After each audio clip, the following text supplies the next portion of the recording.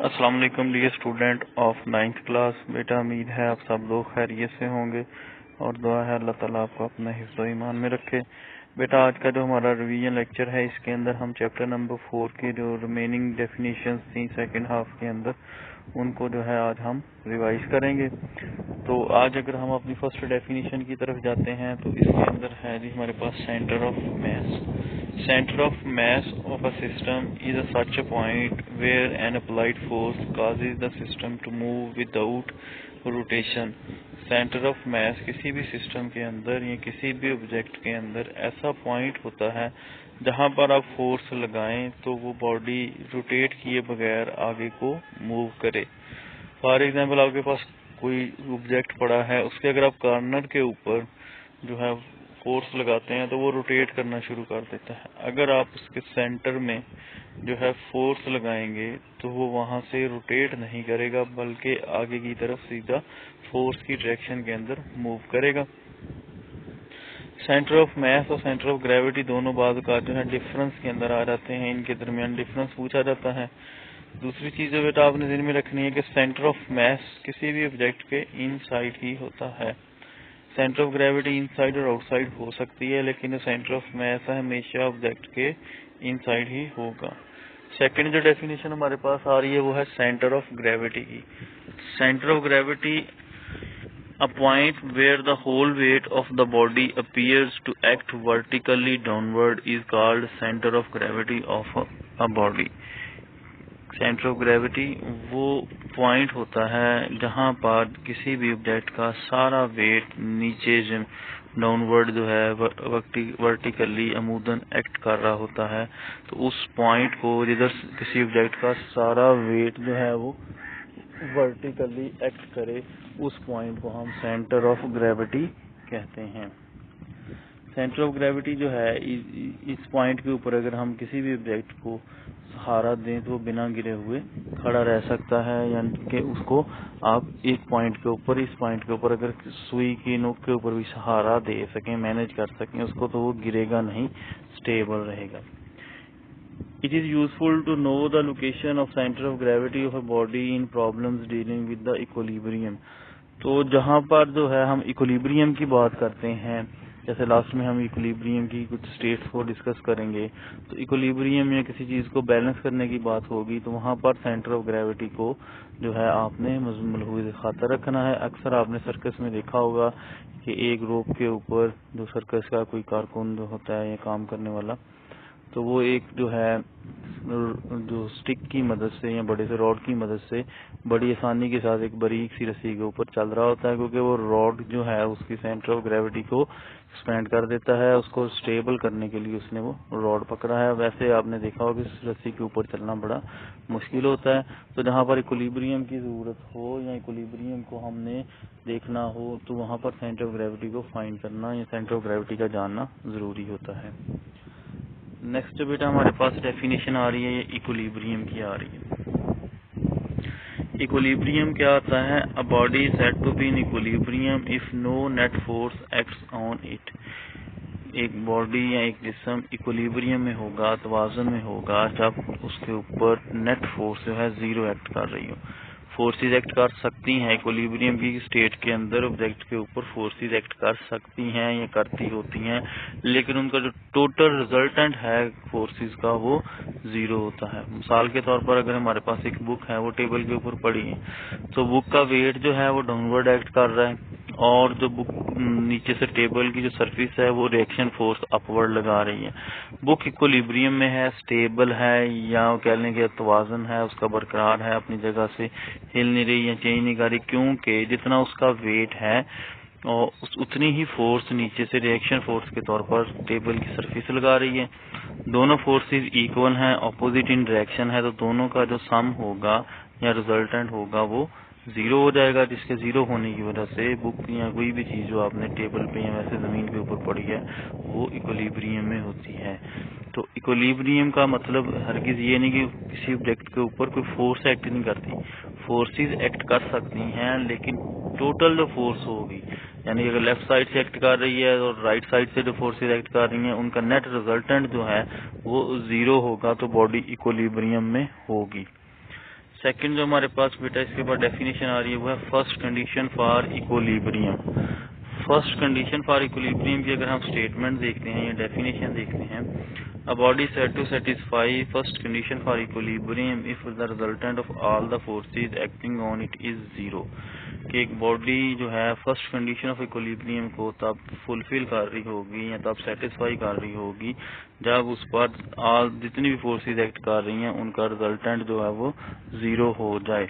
For example हमारे पास कोई object है, उसके ऊपर जो है एन फोर्सेस जो हैं 1 2 3 एन तक जो फोर्सेस एक्ट कर रही हैं, अगर सब फोर्सेस को हम सम अप करें और उनका जो रिजल्टेंट है वो जीरो निकल आए तो जो हमारे पास जो नेट रिजल्ट है वो sigma F equal to zero आ जाएगा। तो sigma F equal to zero दूसरे अल्फाज में हम कह सकते हैं कि ये इक्विलिब्रियम की फर्स्ट कंडीशन की मैथमेटिकल फॉर्म है या मैथमेटिकल उसकी इक्वेशन है। तो let n number of forces F1, F2, F3, Fn are acting on a body such that F1 plus F2 plus so on Fn equal to zero, sigma F equal to zero. तो ये first condition for equilibrium जब आपको examination में आए तो आपने definition लिखनी है, साथ में ये वाली इक्वेशन भी लिखनी है F1 plus F2 plus so on Fn equal to zero या sigma F equal to zero. Mathematical form इसके फर्स्ट कंडीशन फॉर इक्विलिब्रियम की जरूर लिखनी है आपने। नीचे साथ में डायग्राम के अंदर दिखाया गया है कि जितना वेट नीचे की तरफ एक्ट कर रहा है, ये तस्वीर जो आपको नजर आ रही है जो हमने वॉल के साथ हैंग की हुई है, जितना इस पिक्चर का वेट है नीचे की तरफ या इस पिक्चर फ्रेम का वेट है उतनी ही टेंशन रस्सी के अंदर क्रिएट हो रही है जिसकी वजह से ये इक्विलिब्रियम के अंदर है। नेक्स्ट हमारे पास जो बेटा डेफिनेशन आ रही है ये है सेकंड कंडीशन फॉर इक्विलिब्रियम। जब इक्विलिब्रियम की फर्स्ट कंडीशन फुलफिल हो जाए तो फिर सेकंड कंडीशन की जरूरत क्यों पड़ती है, ये जो है इस चीज को अगर देखा जाए तो फर्स्ट कंडीशन का मतलब ये है कि जितनी फोर्सेस एक्ट कर रही हैं, जो लेफ्ट साइड से कर रही हैं जो राइट साइड से कर रही हैं, दोनों जो है वो इक्वल होंगे तो बॉडी जो है इक्विलिब्रियम में होगी। लेकिन अगर दोनों का लाइन ऑफ एक्शन जो फोर्स है जैसे कपल क्रिएट होती है, अगर ऐसा हो तो फिर जो है बॉडी इक्विलिब्रियम में नहीं होगी क्योंकि उसके अंदर रोटेशनल मोशन हो रही होती है।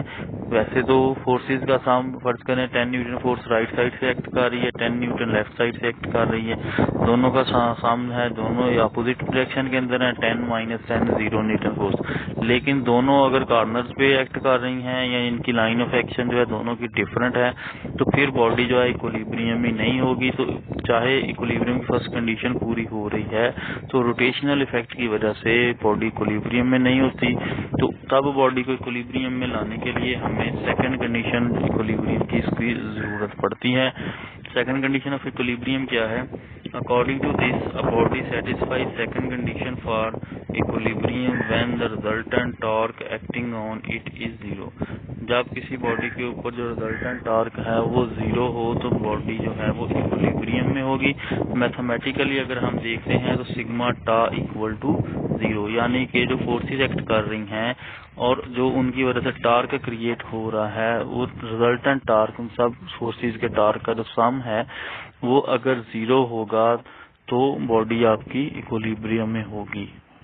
जैसे कि अगर लेफ्ट साइड से कुछ फोर्सेस एक्ट कर रही हैं वो बॉडी को घुमाना चाह रही हैं और कुछ राइट साइड से एक्ट कर रही हैं वो भी उस ऑब्जेक्ट को रोटेट करना चाह रही हैं, तो अगर रिजल्टेंट टार्क आपका जीरो हो जाएगा तो बॉडी इक्विलिब्रियम में होगी। तो इसको हम इक्विलिब्रियम की सेकंड कंडीशन कहते हैं या सेकंड कंडीशन फॉर इक्विलिब्रियम कहते हैं। ये इक्विलिब्रियम की कंडीशन चाहे वो फर्स्ट हो या सेकंड हो बेटा काफी ज्यादा इंपॉर्टेंट है। ये लॉन्ग क्वेश्चन में भी बहुत दफा क्वेश्चन आया। लॉन्ग क्वेश्चन के लिए इसमें थोड़ी सी एक्सप्लेनेशन ज्यादा हमें करना पड़ती है, शॉर्ट में भी ये काफी दफा क्वेश्चन रिपीट हो चुका है। तो आपने ये जो कंडीशन फॉर इक्विलिब्रियम है इनको लॉन्ग में भी याद करना है और शॉर्ट में भी इनकी डेफिनेशन साथ इनके इक्वेशन याद करना जरूरी है। नेक्स्ट जो बेटा हमारे पास डेफिनेशन आ रही है आगे शुरू हो जाती है हमारे पास स्टेट्स ऑफ इक्विलिब्रियम। पहले वाली इक्विलिब्रियम की कंडीशंस थी और स्टेट्स जो हैं ये अलग हैं। और एक चीज यहाँ पर और मैं आपको बताता चलूँ कि बाद का पेपर में आ जाता है question state and explain condition for equilibrium. वहाँ पर बच्चे जो हैं ये स्टेट्स लिखाते हैं, और जहाँ पर उन्होंने स्टेट्स पूछा होता है explain the states of equilibrium, वहाँ पर बच्चे कुछ बाद कंडीशंस फॉर इक्विलिब्रियम लिखाते हैं। तो क्वेश्चन को पहले समझना है। अगर कंडीशन की बात होगी तो इक्विलिब्रियम की कंडीशंस हैं दो, फर्स्ट कंडीशन और सेकंड कंडीशन। और अगर स्टेट्स वाला क्वेश्चन आ जाएगा स्टेट्स ऑफ इक्विलिब्रियम, तो वो होती हैं तीन। इक्विलिब्रियम की तीन स्टेट्स हैं, स्टेबल इक्विलिब्रियम, अनस्टेबल इक्विलिब्रियम और न्यूट्रल इक्विलिब्रियम। तो पेपर में अगर क्वेश्चन आ जाए तो आपने ध्यान से देखना है कि उसने स्टेट्स का पूछा है या कंडीशन का पूछा। बाद का लिखा आ जाता है states and explain the condition of equilibrium, तो वहाँ पर बच्चे स्टेट्स लिखाते हैं। उधर से मुराद कंडीशंस ही हैं, आपने दो कंडीशन लिखनी। यहाँ पर आ जाए explain the states of equilibrium, ठीक है, कंडीशन का वर्ड नहीं आया, स्टेट्स आ गया, तो वहां पर आपने इसकी स्टेट्स लिखनी है। तो इधर हमारे पास जो है बुक के अंदर तीन इक्विलिब्रियम की स्टेट्स बताई गई हैं, स्टेबल इक्विलिब्रियम, अनस्टेबल इक्विलिब्रियम और न्यूट्रल इक्विलिब्रियम। तो हम सबसे पहले जो है स्टेबल इक्विलिब्रियम को देखते हैं। A body is said to be in stable equilibrium if after slight tilt it return to its previous position. एक बॉडी जो है वो स्टेबल इक्विलिब्रियम की हालत में होगी अगर थोड़े से उसको हिलाने के बाद, थोड़ा सा डिस्टर्ब करने के बाद वो अपनी ओरिजिनल कंडीशन में या प्रीवियस पोजीशन में वापस आ जाए। तो ऐसे ऑब्जेक्ट जो है स्टेबल इक्विलिब्रियम में होंगे। जैसे कि आपके पास अगर कोई चेयर पड़ी है, कोई टेबल पड़ा है या कोई और चीज है, उसको आप थोड़ा सा लिफ्ट करें और छोड़ दें, वो दोबारा अपनी ओरिजिनल कंडीशन में या प्रीवियस शेप के अंदर वापस आ जाएगा। तो उनकी वो वाली हालत या वो वाली जो कंडीशन या स्टेट्स जिसमें वो इस वक्त मौजूद हैं स्टेबल इक्विलिब्रियम स्टेट कहलाती है। अब हम दूसरा जो इसमें बच्चे सिर्फ पेपर में बाद का स्टेबल अनस्टेबल की डेफिनेशन लिखाते हैं और मजीद कुछ नहीं लिखते। तो बेटा जब भी आपको स्टेबल अनस्टेबल या न्यूट्रल इक्विलिब्रियम का क्वेश्चन आए, चाहे वो शॉर्ट में आए, चाहे लॉन्ग में आए, चाहे डिफरेंस के तौर पर आए, बाद का ये क्वेश्चन ऐसे भी आ जाता है differentiate between stable and unstable equilibrium. तो बेटा आपने डेफिनेशन के बाद साथ में सेंटर ऑफ ग्रेविटी को जरूर मेंशन करना है। क्लास में भी मैंने आपको बारहा बताया था, निशान भी लगवाए हैं। तो इस बात को आपने जहन में रखना है कि जब आपको डिफरेंशिएट आ जाए या सिंपल ये भी आ जाए कि define stable equilibrium, unstable equilibrium, तो आपने डेफिनेशन लिखने के बाद साथ में सेंटर ऑफ ग्रेविटी जो है उसको जरूर मेंशन करना है। और सेंटर ऑफ ग्रेविटी से रिलेटेड इन तीनों कंडीशन से रिलेटेड सेंटर ऑफ ग्रेविटी के आपको एमसीक्यूज भी एक आध जरूर आ जाता है। तो क्या डेफिनेशन दीजिए हमारी स्टेबल इक्विलिब्रियम की। A body said to be in stable equilibrium if after slight tilt, slight tilt के हल्का सा हिलाने के बाद, ये नहीं कि आप बिल्कुल ही उसकी जगह खुद से उठाकर चेंज कर दें, नहीं, आपने उसको हल्का सा टिल्ट देना है, हल्का सा हिलाना है। It return to its previous position, एक बॉडी इक्विलिब्रियम में होगी अगर उसको आप थोड़ा सा हिलाने के बाद छोड़ दें तो वो अपनी ओरिजिनल या प्रीवियस शेप में या पोजीशन में वापस आ जाए, तो बॉडी स्टेबल इक्विलिब्रियम में होगी। इसमें जब सेंटर ऑफ ग्रेविटी को हम डिस्कस करेंगे, when a body is in stable equilibrium it's centre of gravity is at the lowest position. जब बॉडी जो है वो स्टेबल इक्विलिब्रियम में हो तो उसकी सेंटर ऑफ ग्रेविटी जो है वो नीचे होता है, लोएस्ट पोजीशन के ऊपर होता है। जैसे आपकी बड़ी बड़ी गाड़ियां हैं, ऑयल टैंकर्स वगैरह हैं, इनकी बनावट ऐसी की जाती है कि नीचे से वजनी रखे जाते हैं ताकि इनको चलने में, इनको चलाने में जो है वो आपका बैलेंस खराब ना हो। नीचे से जो है इनको वजनी इसीलिए बनाया जाता है कि सेंटर ऑफ ग्रेविटी जितना ज्यादा लो होगा ऑब्जेक्ट उतना ज्यादा ही स्टेबल होगा। When it is tilted, its center of gravity rise। आपने अब देखा है कि ऐसी कोई चीज जैसे टेबल को, कुर्सी कोई चीज आप हिलाते हैं तो क्या होता है, वो थोड़ा सा पीछे को आता है, जिसकी वजह से उसका सेंटर ऑफ ग्रेविटी जो है ऊपर हो जाता है। जब आप इस चीज को दोबारा छोड़ देंगे अपनी वो प्रीवियस पोजीशन में, इसलिए वापस आ जाता है कि उसका सेंटर ऑफ ग्रेविटी नीचे है और वो सेंटर ऑफ ग्रेविटी उसको दोबारा उसी पोजीशन में ले आता है। It return to its stable state by lowering its centre of gravity, तो अपने सेंटर ऑफ ग्रेविटी को नीचे करता हुआ दोबारा उसी अपनी पोजीशन में, प्रीवियस पोजीशन के अंदर वो ऑब्जेक्ट वापस आ जाता है।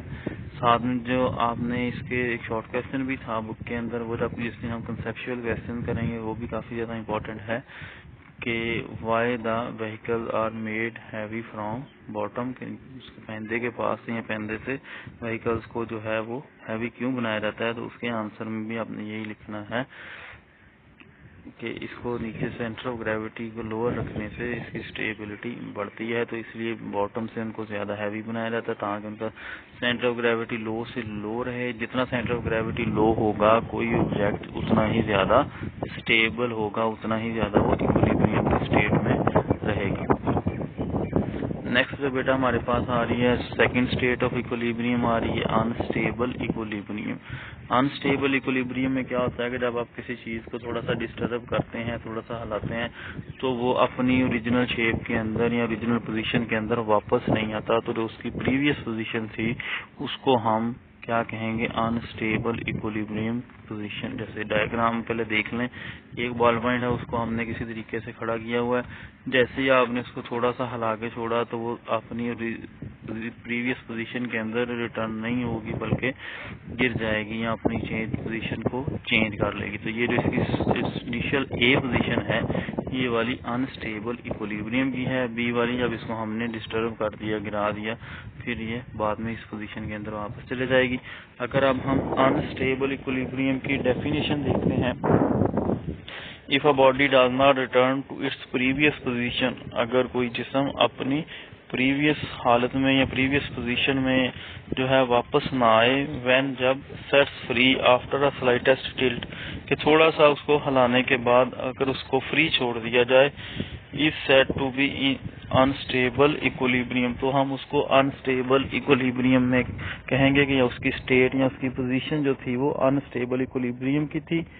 फिर से एक दफा इसको रिवाइज कर लें, if a body does not return to its previous position, कि अगर कोई जिस्म अपनी पुरानी या प्रीवियस पोजीशन में वापस नहीं आता, when set free after a slightest tilt, उसको थोड़ा सा हिलाने के बाद आप छोड़ दें, is said to be in unstable equilibrium, वो अनस्टेबल इक्विलिब्रियम कंडीशन में होगा।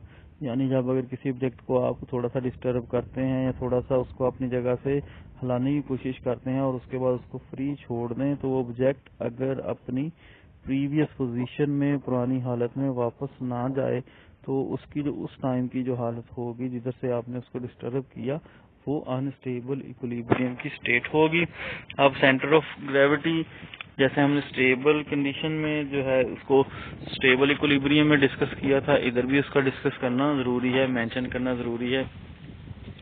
The centre of gravity of the body is at its highest position in the state of unstable equilibrium. Unstable equilibrium में centre of gravity highest position के ऊपर होता है, तो जैसे ही हम बॉडी को हिलाते हैं या डिस्टर्ब करते हैं तो सेंटर ऑफ ग्रेविटी जो है उसका डिस्टर्ब होता है, तो बॉडी फौरन अपनी प्रीवियस पोजीशन से जो है न्यू पोजीशन के अंदर चली जाती है, अपनी प्रीवियस पोजीशन से जो है उसकी हालत चेंज हो जाती है, स्टेट चेंज हो जाती है। तो दोनों में जो अनस्टेबल और स्टेबल इक्विलिब्रियम है, मेन रीजन ही ये है कि स्टेबल इक्विलिब्रियम में centre of gravity lowest position के ऊपर होता है और अनस्टेबल जो है आपकी इक्विलिब्रियम स्टेट, इसमें centre of gravity highest position के ऊपर होता है। इसलिए जब हम स्टेबल इक्विलिब्रियम में ऑब्जेक्ट को डिस्टर्ब करते हैं तो वो दोबारा अपनी प्रीवियस पोजीशन में इजीली आ जाता है, लेकिन अनस्टेबल में जब हम उसको डिस्टर्ब करेंगे तो फिर वो जो है अपनी प्रीवियस पोजीशन में वापस नहीं आएगा या नहीं आता। तो इसकी मेन रीजन ही सेंटर ऑफ ग्रेविटी है। तो बेटा आपने जब ये क्वेश्चन आपको आए तो सेंटर ऑफ ग्रेविटी को भी साथ में डिस्कस करना है। डिफरेंशिएट वाला भी आए तो फर्स्ट पॉइंट में आप डेफिनेशन लिख देंगे, सेकंड पॉइंट में आप सेंटर ऑफ ग्रेविटी को जो है मेंशन जरूर करेंगे कि सेंटर ऑफ ग्रेविटी किधर किधर इन ऑब्जेक्ट्स का होता है जो इक्विलिब्रियम स्टेट को हम डिस्कस कर रहे हैं। अब लास्ट में जो हमारे पास आ गई इक्विलिब्रियम की third state, neutral equilibrium. Neutral equilibrium equilibrium की वो स्टेट है जिसके अंदर सेंटर ऑफ ग्रेविटी तकरीबन बॉडी के सेंटर में होता है, या उसको अगर हम डिस्टर्ब करें तो सेंटर ऑफ ग्रेविटी जो है वो अपनी जगह चेंज करने के नहीं करता, वहां पर ही रहता है, ना ज्यादा हाई होता है ना ज्यादा लो होता है। और बॉडी जो है उसको हिलाएं तो वो डिस्टेबलाइज भी नहीं होती, लेकिन अपनी जो है पोजीशन को थोड़ी सी चेंज कर लेती है। तो न्यूट्रल इक्विलिब्रियम की अगर हम डेफिनेशन को देखते हैं, if a body remain in its new position when disturb from its previous position, it is said to be in state of neutral equilibrium. अगर कोई ऑब्जेक्ट जो है वो नई पोजीशन में ही रहे, जहाँ पे हम उसको प्रीवियस पोजीशन से डिस्टर्ब किया तो प्रीवियस पोजीशन में ना वापस जाए, ना ही गिर जाए, ना उसका सेंटर ऑफ ग्रेविटी चेंज हो, तो ऐसी हालत को हम न्यूट्रल इक्विलिब्रियम कहेंगे। In neutral equilibrium, all the new states in which a body is moved are the stable state. तो न्यूट्रल इक्विलिब्रियम में जब आपने बॉडी को डिस्टर्ब किया तो जब फिर नेक्स्ट उसको डिस्टर्ब करेंगे तो सब की सब स्टेट उसकी स्टेबल होंगी, लेकिन फर्क ये होगा कि वो पिछली पोजीशन से अगली पोजीशन में चले जाएंगे, बॉडी जो है स्टेबल ही रहेगी। तो बॉडी की इक्विलिब्रियम स्टेट जो है वो स्टेबल ही है, लेकिन पोजीशन साथ साथ चेंज होती जाएगी। And the body remain in its new state, और बॉडी जो है वो अपनी नई स्टेट के अंदर ही रहेगी। ये डायग्राम के अंदर भी दिखाया है कि बॉल ए जो है प्लेस्ड ऑन हॉरिजॉन्टल सरफेस, अगर उसको हम डिस्टर्ब करते हैं तो उसका थोड़ा सा जो है वो अपनी जगह को चेंज करेगी, लेकिन रहेगी वो उसी स्टेबल स्टेट के अंदर ही। तो इस तरीके से जो हमारे पास इक्विलिब्रियम स्टेट आती है उसको हम न्यूट्रल इक्विलिब्रियम कहते हैं। बेटा ये था आज का हमारा 4th चैप्टर का लेक्चर। अगर बेटा इन डेफिनेशन में अगर कोई आपको अभी चीज समझ ना आई हो या कोई चीज जो है आपके माइंड में क्लियर ना हो तो मेरे से कभी पूछ सकते हैं। अस्सलाम वालेकुम।